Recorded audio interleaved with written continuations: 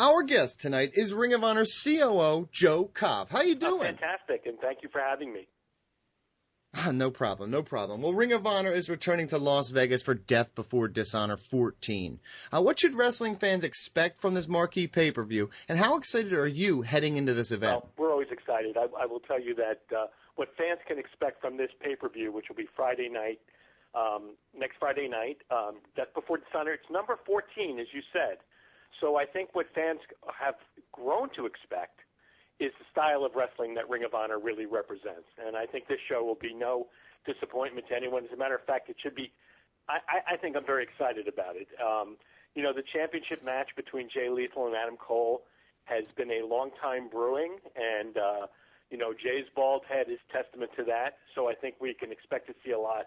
Plus, for the fans who've never really seen Ring of Honor or want to experience Ring of Honor, what a great show to start with, because we're sharing the card with our partners from New Japan Wrestling. So you're going to be able to see the stars that you might have read about, and you're going to see them wrestling in the U.S. on pay-per-view, and it's going to be just a great, great show.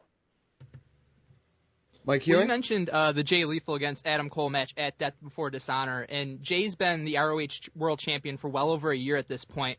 How do you think keeping the title on one guy for so long impacts the credibility of the ROH brand? And how do you feel that Jay's done so far as the face of Ring of Honor?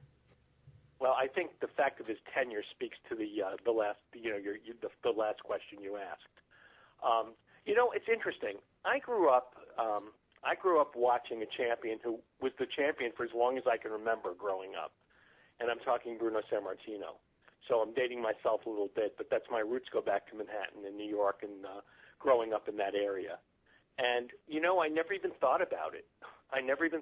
He was the champion, and he deserved to be the champion. I saw him wrestle all through the Northeast, defending that belt with honor and defending that belt as a champion. And, it's funny. People point out to us that Jay's been the champion over a year, and, of course, we're aware of it when that happens. But I think Jay is the champion, and because of that, I think that it adds a lot to our credibility, that we really believe that he is the best wrestler in Ring of Honor right now. And until it's proven differently, he is the champion. Brandon Gowen? Ring of Honor is known for producing some of the best matches every year, but what are some of the areas of the product you feel ROH can improve upon the most? Well, that's a very good question. So,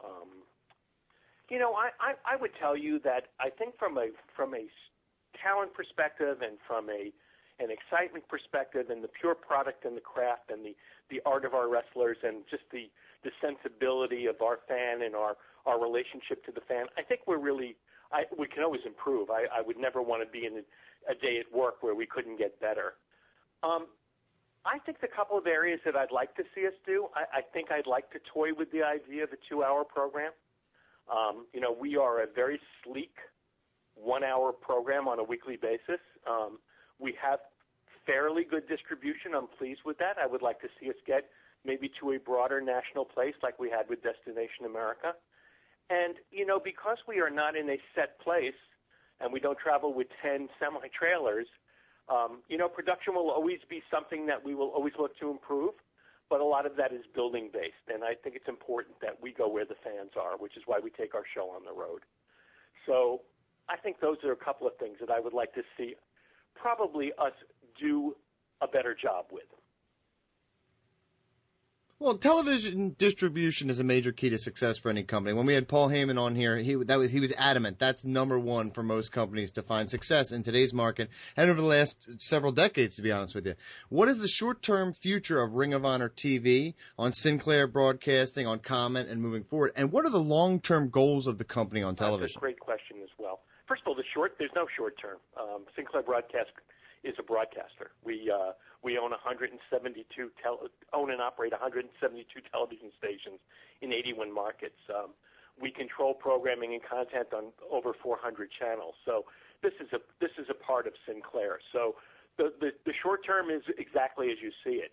The long term is even better. It's even better for the fan, and I'm really excited about it. And it's because of the company we represent. There are a lot of companies that wait for technology to happen. And we have always been a company that's been very innovative. As a matter of fact, I liken ourselves, and this is Joe Koff speaking, not speaking from, corporate perch. I like to think of ourselves as almost in the sense of a tech incubator, because a lot of the things that we've done, including a Ring of Honor, has come from the company, inside the company. And one of the things technically, and I don't want to spend a lot of time on this because I'm not that well informed enough to talk about it, but there's going to be a new standard of broadcasting that's being developed and being accepted right now called ATSC 3.0, and it's going to be television transmission on an IP on IP level. So it's going to allow us as a company and all broadcasters that adapt it to kind of really bring free television platform anywhere to any kind of device where people are viewing. And that's another key to Sinclair, is that we are a free television platform company. So Ring of Honor is always available for free.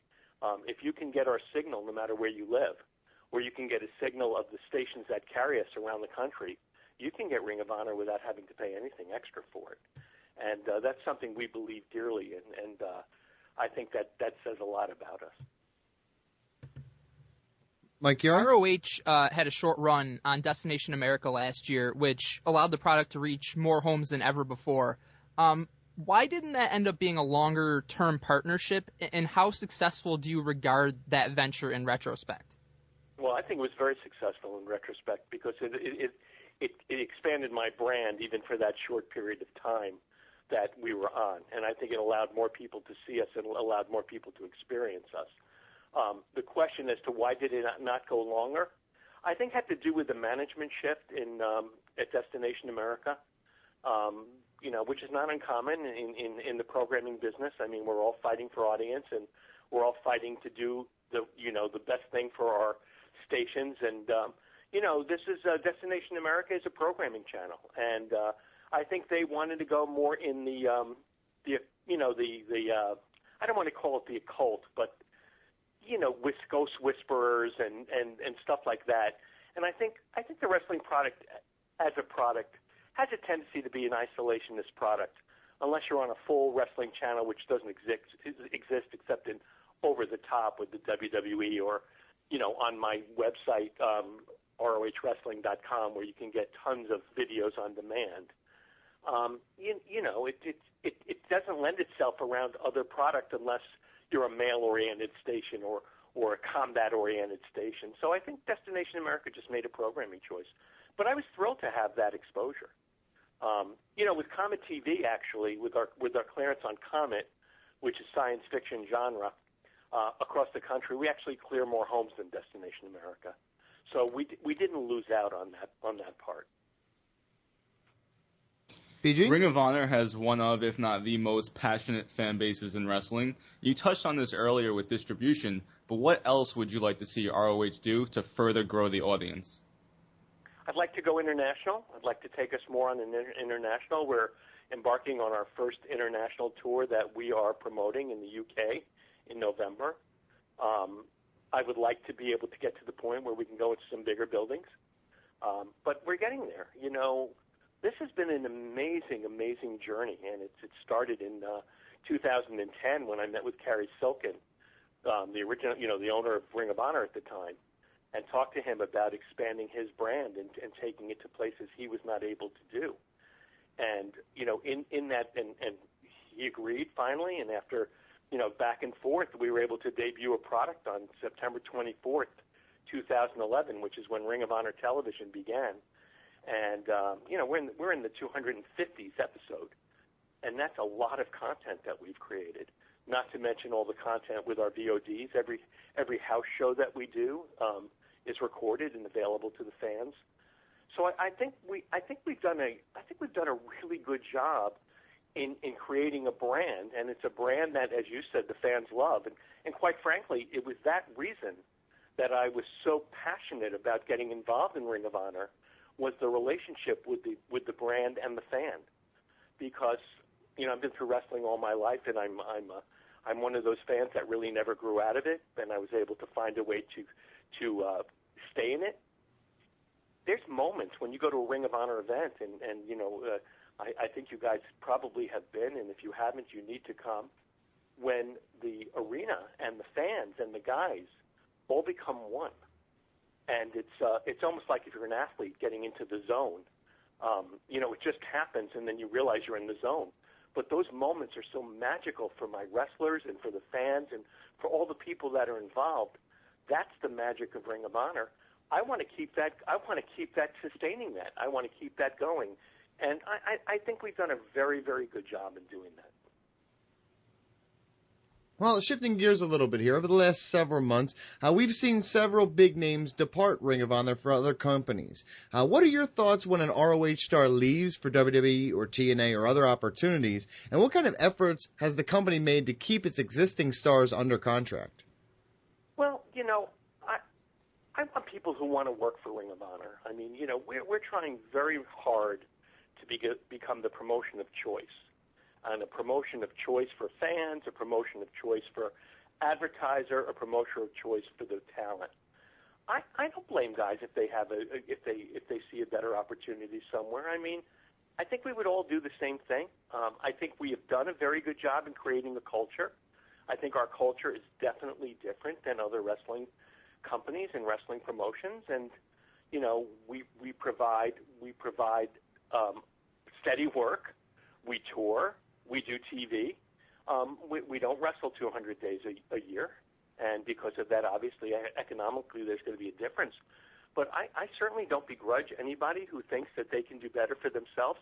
They're in charge of their lives and taking care of themselves and their families, or whatever the decision trigger is to move to those organizations. I'm happy they were part of Ring of Honor, and I hope that they feel the same way. Mike Chiari? WWE's roster is currently stacked with guys who first became stars in ROH, like Seth Rollins, Kevin Owens, Sami Zayn, Cesaro. With WWE being so willing to push those former ROH guys to the top, do you feel like it's beneficial to your brand in terms of bringing in new talent, or do you think it's detrimental in terms of maybe being more likely to lose top talent to WWE? You can't worry about what you're going to lose. You can only focus on what you can build. I think it's a great draw for us. I mean, when you look at the wrestling landscape, and I just want to draw attention to even this conversation. 4 years ago, I don't think I would be quite as powerful in this narrative, and I think we are there. When you talk about the names that you named, I don't think that they would have gotten there without Ring of Honor. Ring of Honor is special. Ring of Honor is special to the fans, and it's special to the guys.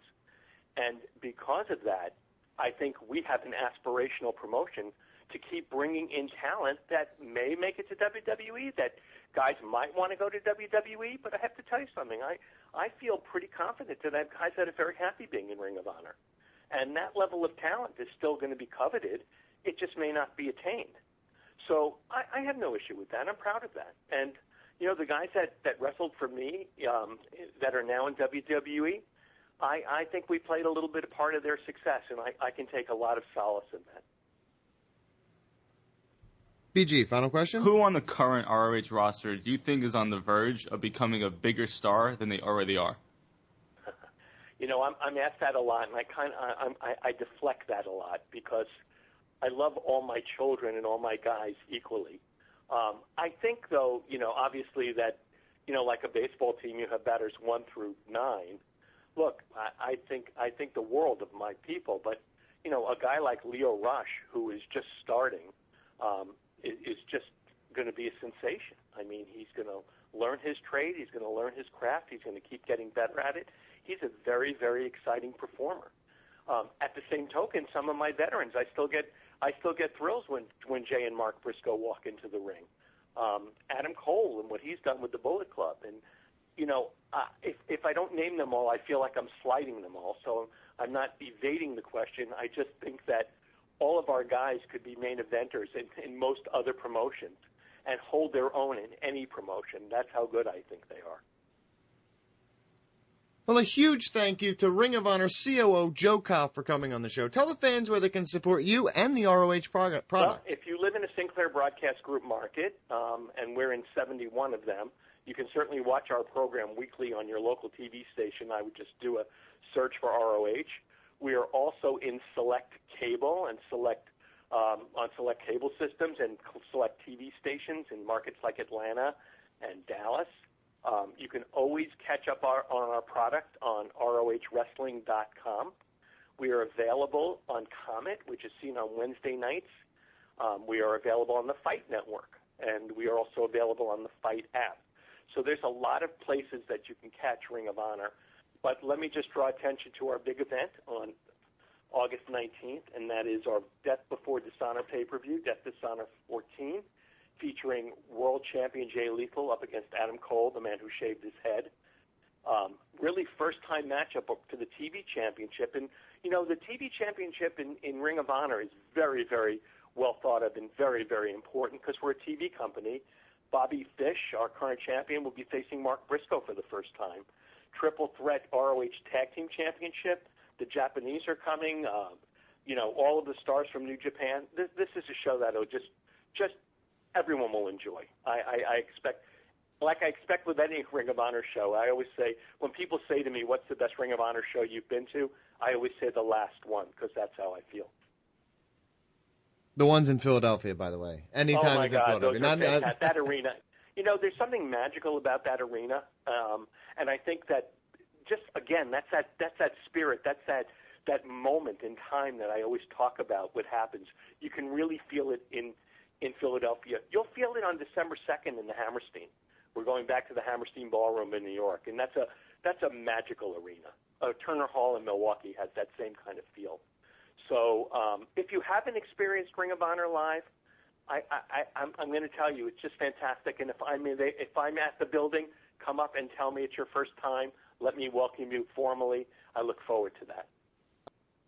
Another huge thanks to Ring of Honor COO Joe Koff. We appreciate the time, sir. Good luck moving forward. Thank you so much.